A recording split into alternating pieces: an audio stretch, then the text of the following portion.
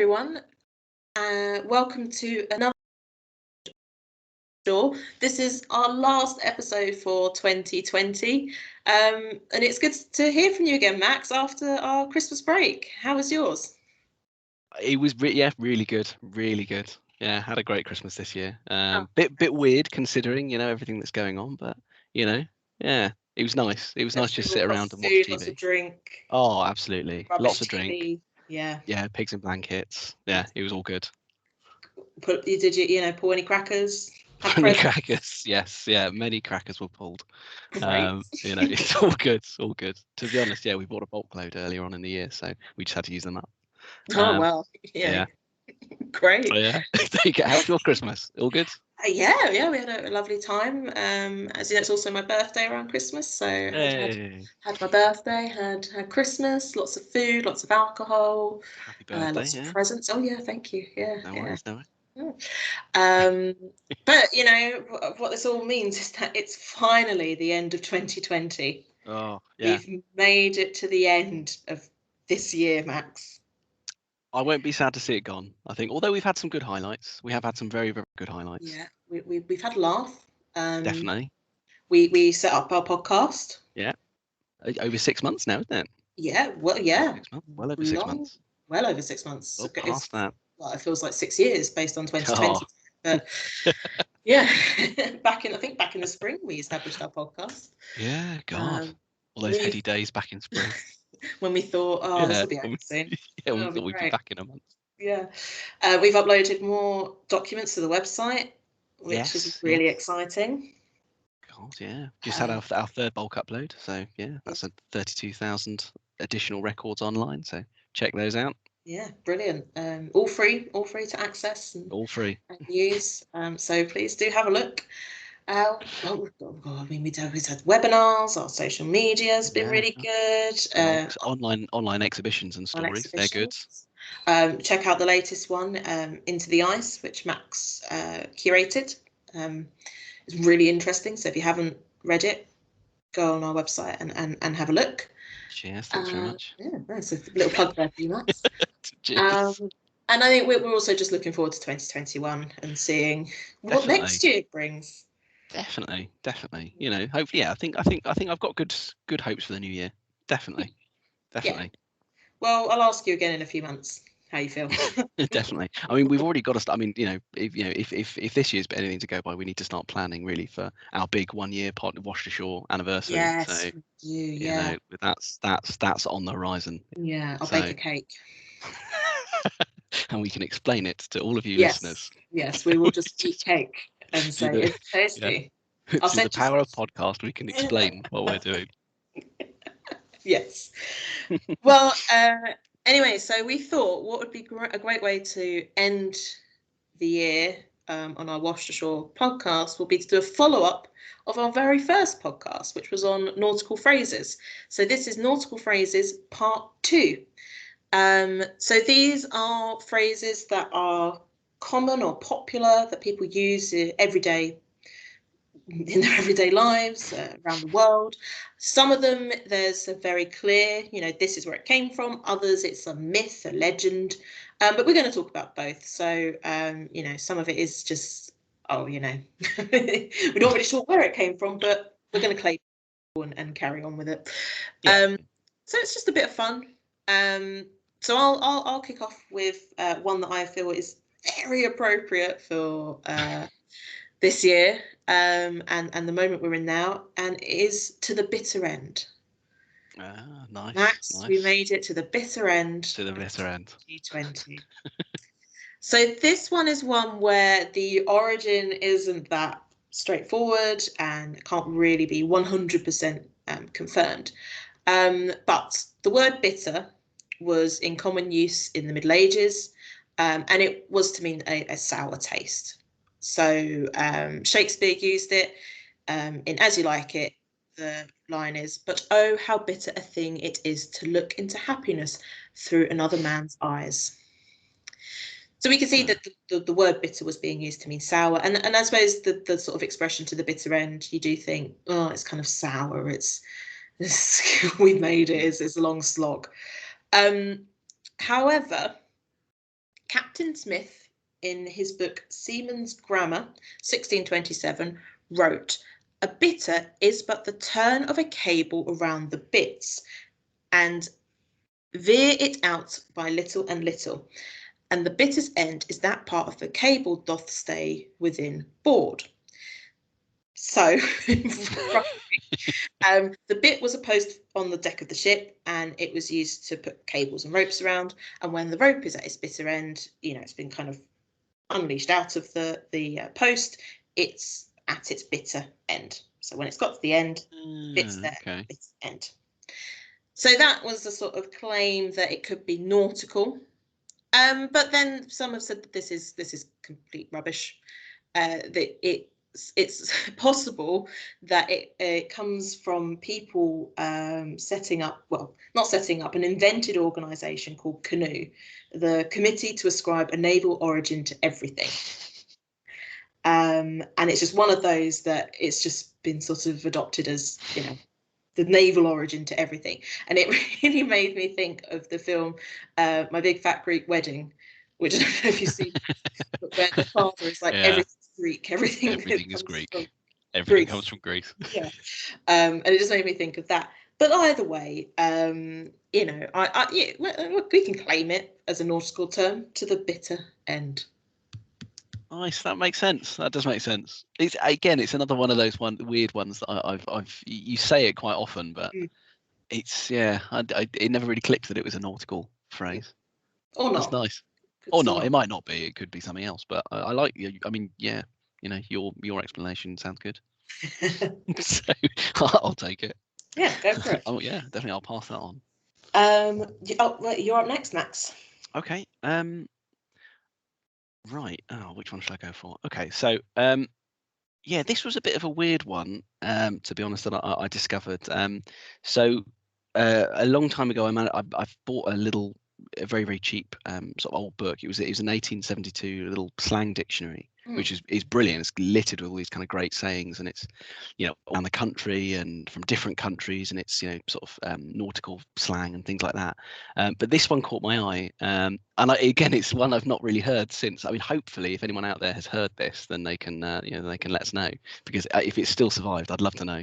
But it's it's a long-tailed beggar. Okay. So it has an interesting tale attached to it. But it's nautical slang for a cat. A long-tailed beggar is a cat. Apparently there was a very popular story of quite a young boy going to sea and spending many years at sea, without coming back home. And then over that course of time, he became a very experienced sailor. So much so that after several months and years at sea, he returned to his mother at shore, who was ashore, and had been at sea for so long that he'd forgotten the name of the cat. And apparently supposedly pointed to the cat and said, "What's the name of that long-tailed beggar?" And so from that, it then became a very popular joke among sailors, particularly over the course of the 19th century. Whenever they would hear a really young or inexperienced sort of sailor expounding on nautical matters, or talking about or sort of boasting about their experience at sea, they would tap him on the shoulder and ask, "But how made about that long-tailed beggar?" Obviously, it's good. It's good. It's an interesting one, but like I say, I'd love to know I don't know if you've ever heard of it, Charlotte. I've not ever heard of it. No. Yeah. I've not heard anyone use it. I like it. Yeah. I think the word that I always associate with the inexperienced sailor, or an offensive term really, but landlubber.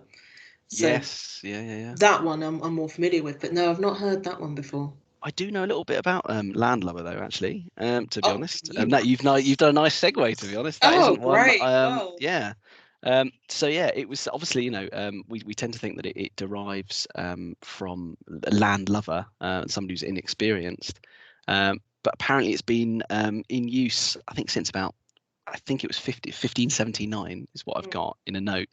These are ones that weirdly didn't quite make it onto my list here. But yeah, you've nicely done a segue into it. One of my favourite terms. So yeah, absolutely. So it's So the origin of the word lubber was apparently language for essentially a big clumbering sort of novice, basically, aboard a ship.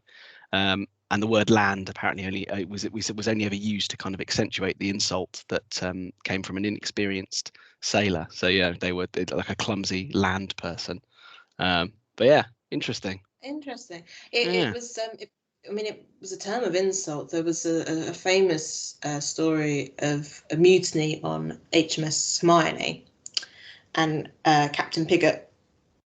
Well, there was sailors had gone up the rigging and all sorts of things, and he was sort of shouting at them, and one fell, and he sort of said something like, "Oh, toss the landlubber overboard." Right.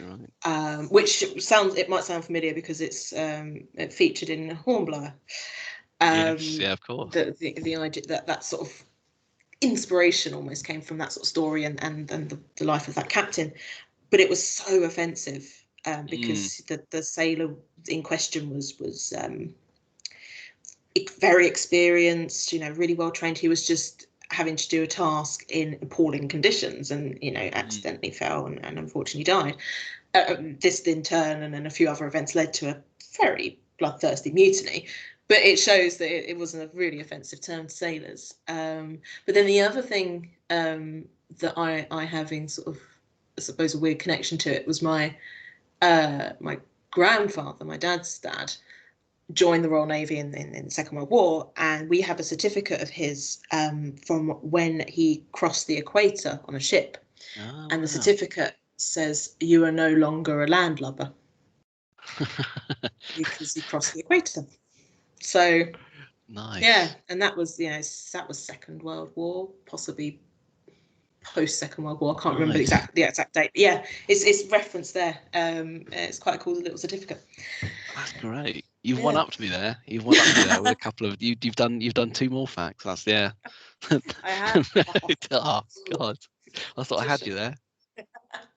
No, that was bait, Max. I just reeled you in. Yeah. Oh, you laid a trap and I fell for it. Yeah. Yeah. So what? Yeah, your turn now. Yeah. Well, another one I think could be quite appropriate to this year. And I think moments throughout this year, Max, I think we've both felt that we've had an albatross around our neck. Yeah, absolutely. So it's metaphorically, you've not had an actual albatross around your neck, unless you have and you haven't told me.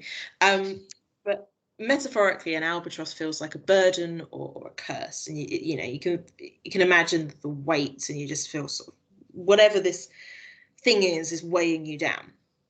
So in the maritime world, having an albatross follow your ship or be around your ship was considered good luck. If anything happened to the bird, then the ship would be cursed or there'd be bad luck. So yeah, that's sort of the setup of it. So these huge birds, they'd be quite impressed by it. Anyway, so we then have to look at Samuel Coleridge's poem, The Rime of the Ancient Mariner from 1798. So in the poem, a rather epic poem, if you've got the time, do read it. But a mariner has returned home and he recounts his story to a guest on their way to a wedding. So unfortunately, this poor guest is off to a wedding, and then it's like, "Oh, I want to tell you tales of my life at sea." Oh, great! I'm now late for a wedding, but So he tells the story, and he says that at one point the ship he was on becomes stuck in ice, and an albatross appears and leads the ship out of danger. So they see it and they follow it, and they're free. And the crew rejoice, and then they feed the albatross, and then the mariner shoots the bird, killing it. So initially it was thought, oh, maybe we'd be all right. Maybe this is good luck because we're out of the ice and nothing's happened. And then suddenly all the bad things happen to the ship. So there's the crew have bad luck. Everything goes wrong. So they become increasingly angry with the mariner and eventually punish him by putting the albatross around his neck. And in the poem it says, "Ah, well a day, what evil looks had I from old and young, instead of the cross, the albatross about my neck was hung." So then, so that's where sort of the image comes from, and then it kind of from the poem, this kind of nautical theme then feeds into wider popular culture, but not really until the 20th century. A couple of examples I can think of where the albatross around a neck is sort of referred to in its sort of broad sense. In the film Master and Commander, there's a scene where the captain of the Marines attempts to shoot an albatross as it flies around the ship, but instead he shoots the doctor.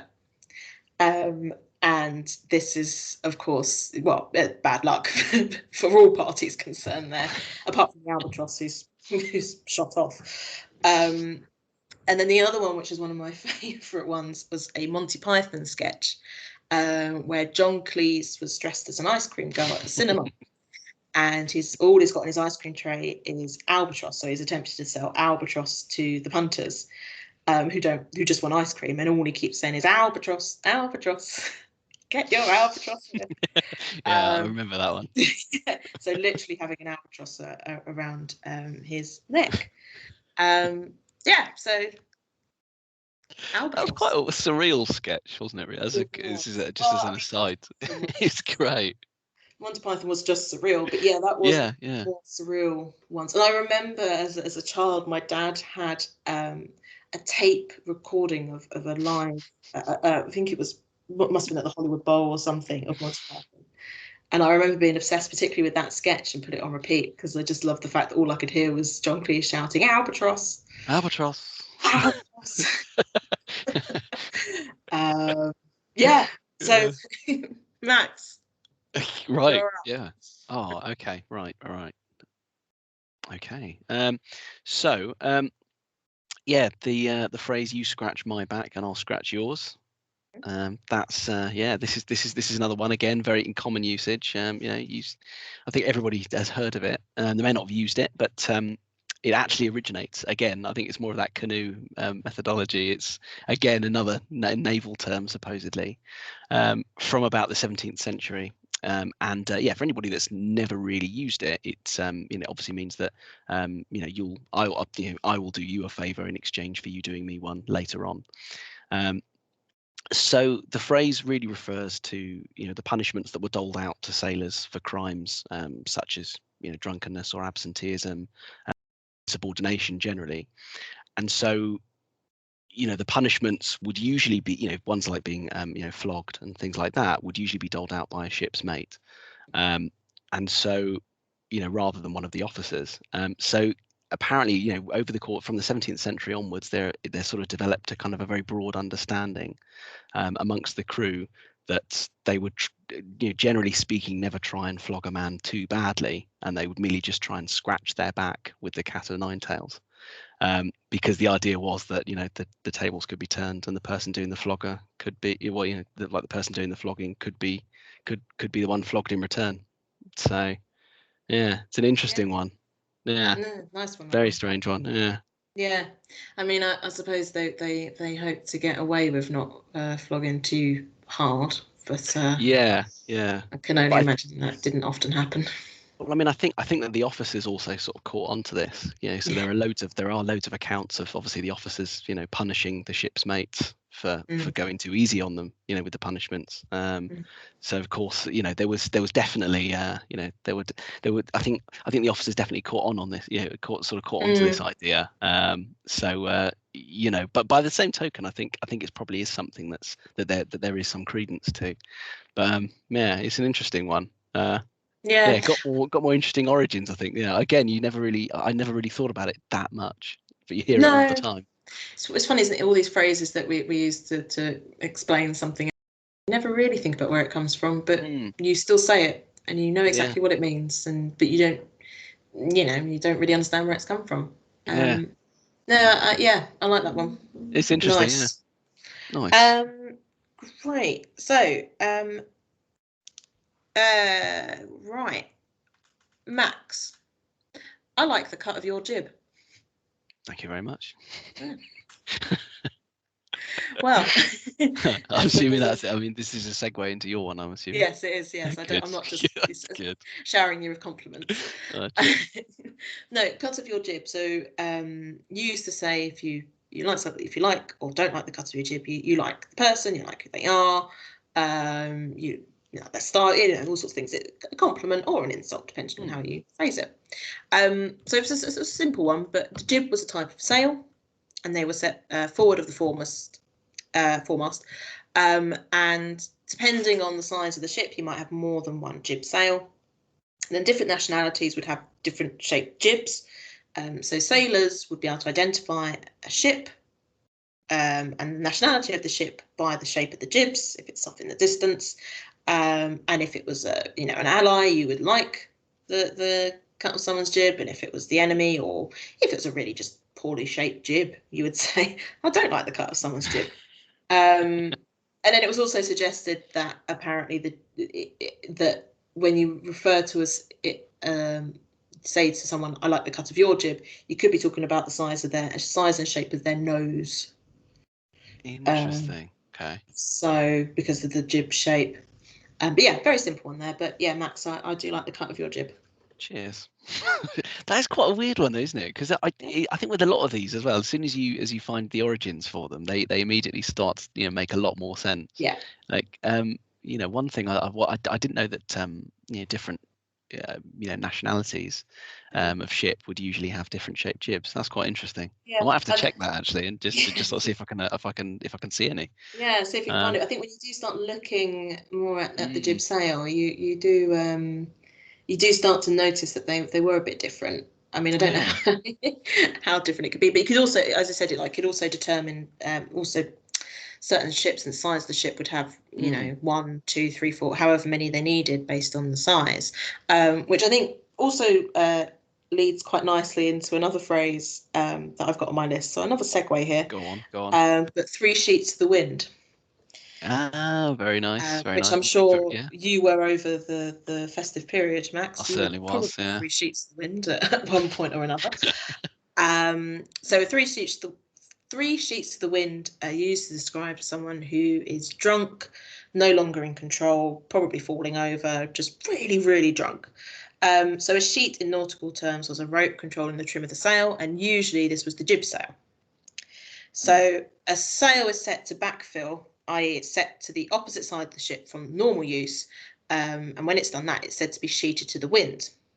So this doesn't normally happen unless there's a major storm, and in these conditions, the sail would have to be backfilled to try and weather the storm. So the idea was to try and keep the ship as much as possible in a standstill position and not be carried away or still trying to be sailing, because it just was better to stand still. But then, of course, if the weather got worse, if the storm just got significantly worse, the crew would then sort of add more into the backfill.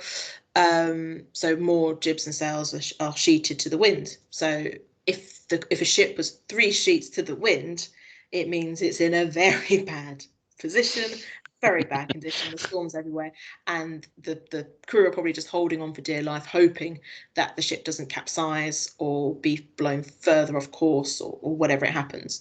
So they're 3 sheets to the wind, and when you're drunk, you're not in control either. So you're 3 sheets to the wind. So that's really interesting. Yeah. Sails and jibs.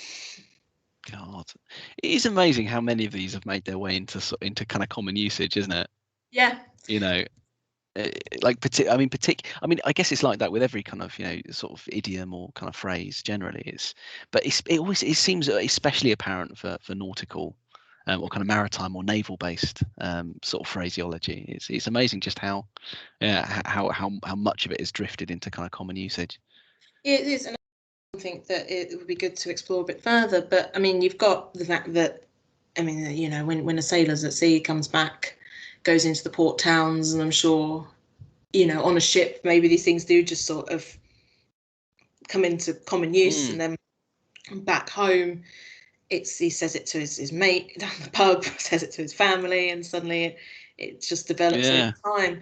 And then I think the other thing you've got is when it's used in literature. So we saw like Coleridge using it, but if Dickens did or Austen or anyone else starts using it. And then I think sometimes they just sort of stop and then suddenly pop up decades or a century or so later. Yeah. It'd be really interesting to do some more research into it. I could fall down a rabbit hole with this, I think. God, absolutely. Yeah, no, definitely. Well, yeah, that sort of leads quite nicely into one of mine. So by and large, all of your nautical phrases have all been very good. So yeah, there you go. Thanks. Thanks.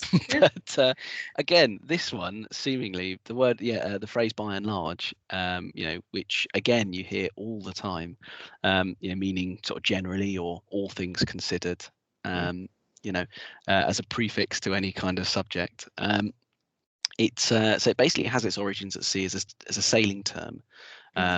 So the term "by" meant to be close hauled, which was where you would sail directly into the wind, usually at about 45-degree angle.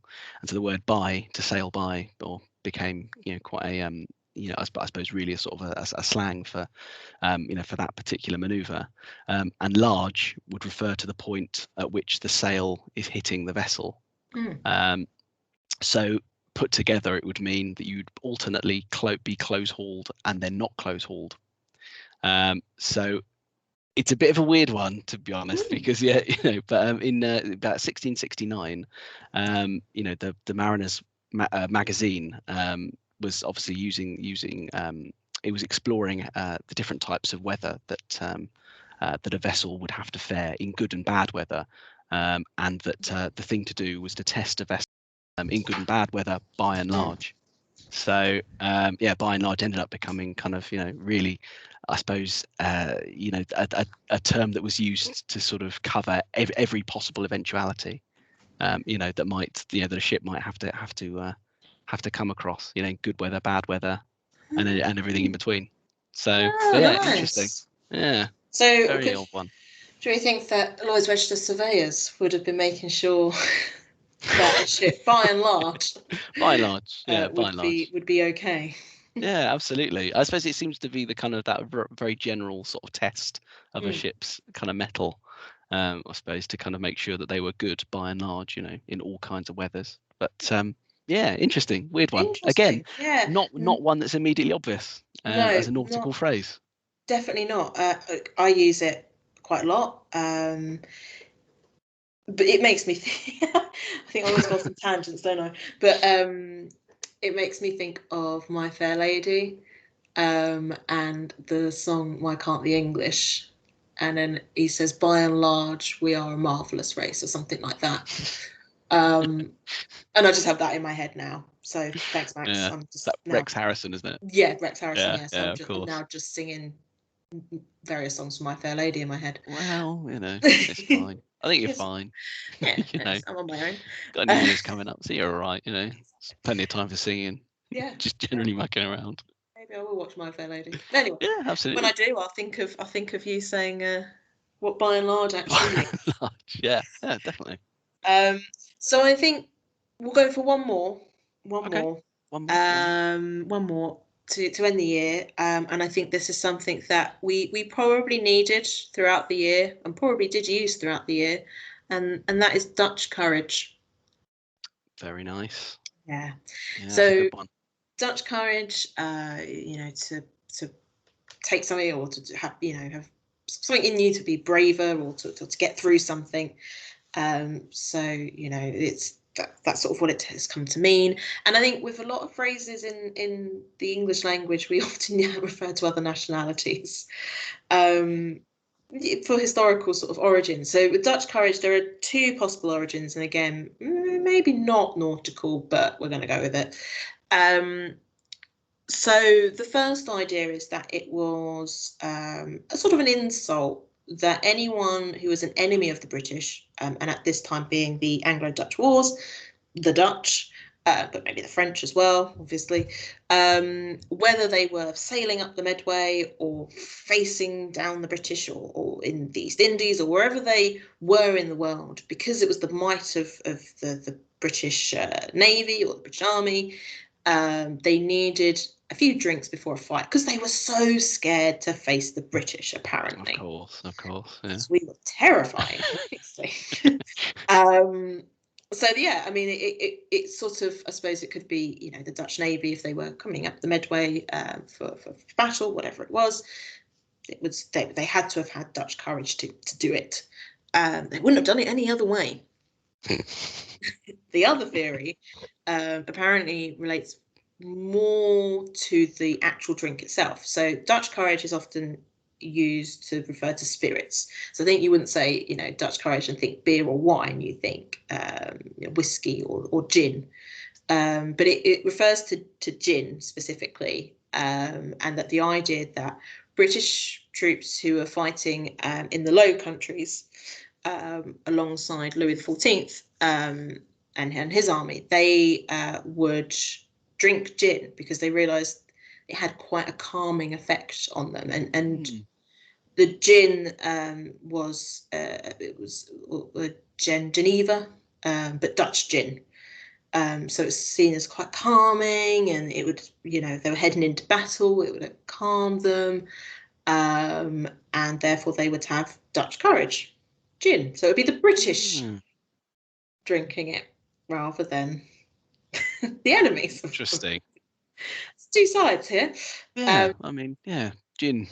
Yeah, I mean, I definitely feel calmer. Yeah. to be fair, so yeah, I can see there's something in that.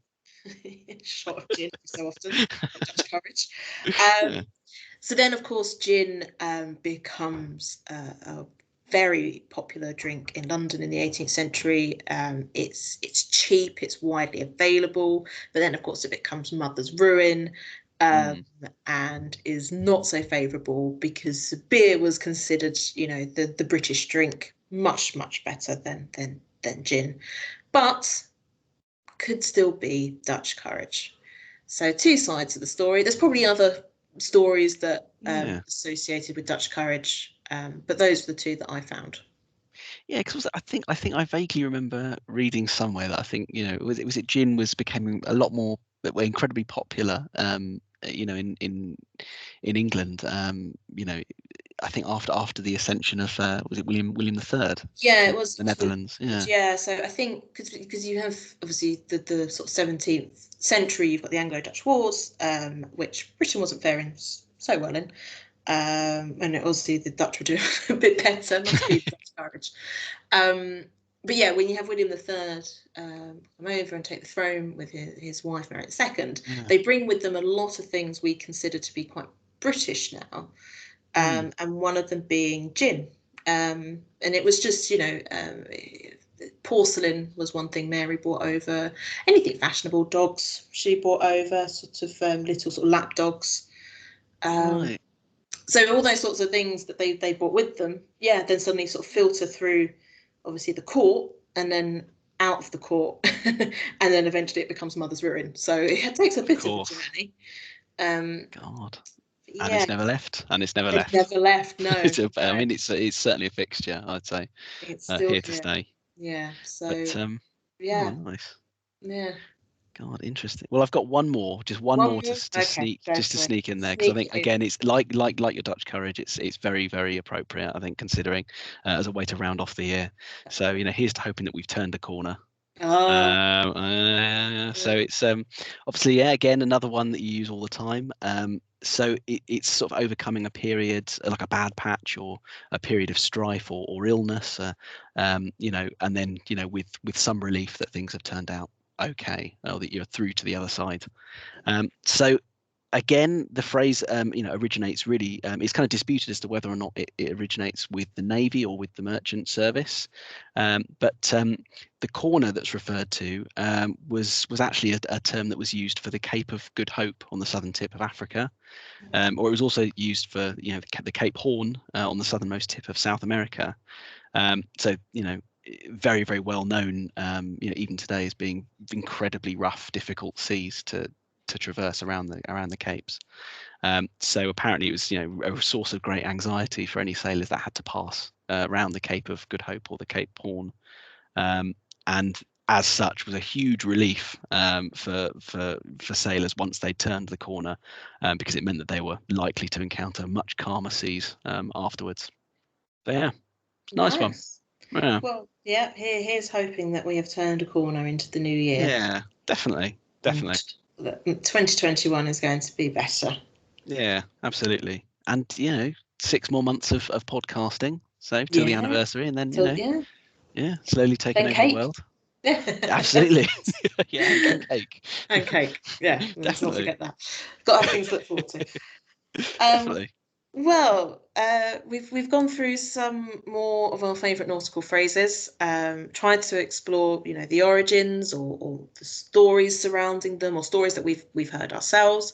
Do let us know if you know of any other origin stories to the phrases we've mentioned, or if you have any other favourite nautical phrases.